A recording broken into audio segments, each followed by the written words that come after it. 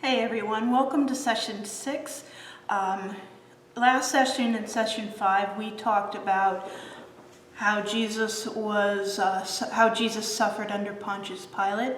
In this session, we are talking, the line from the Creed we're looking at is, was crucified, dead, and buried.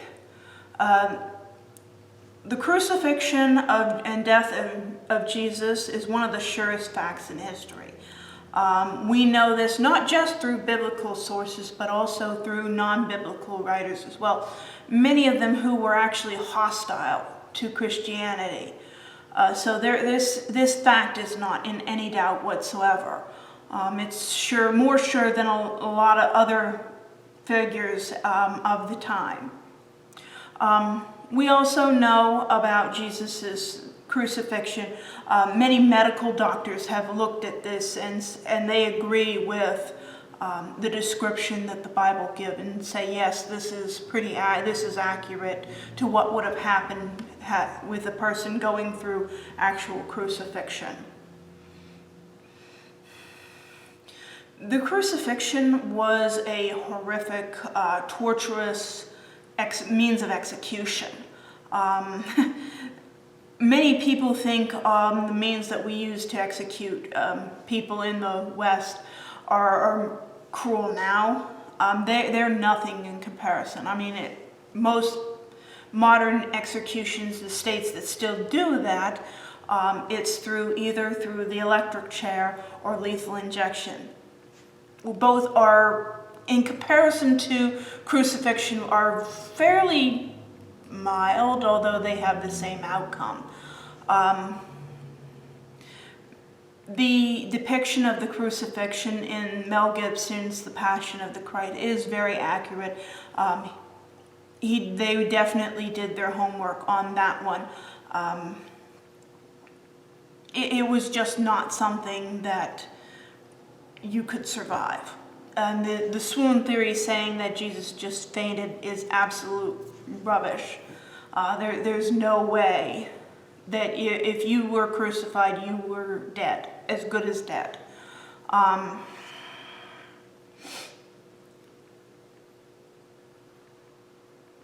So Jesus most certainly did die, and it was a humiliating, I mean, the whole point of this process was to the utter humiliation. Most crucifixion films that we have make it's actually worse than what they were showing. Mel Gibson's Passion of the Christ is the closest. The Romans were professional killers. If a Roman crucifixion victim survived, the Roman soldiers who were in charge of that crucifixion would have been killed in that person's place. So there was no way. They knew what they were doing. This is what these people did for their living.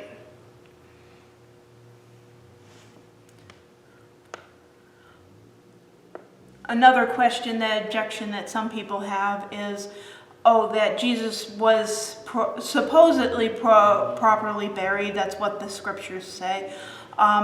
Many crucifixion victims did end up just discarded in a pit to be eaten by birds and wild animals.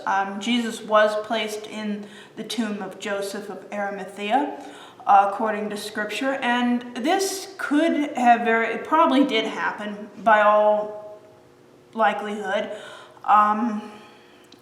The reason that most crucifixion victims did not get properly buried is that no one would come and claim them. Joseph of Arimathea made a request to be given the body of Jesus once he was dead, and Pilate decided to honor that request.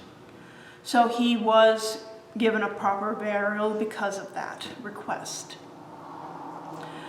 So, I mean, there's nothing in the account that we have any reason to doubt it. That is session 6. Next session, we will be talking about the line that Jesus descended into hell or into the dead. This is a little bit more controversial, so stay tuned, and I will see you next time.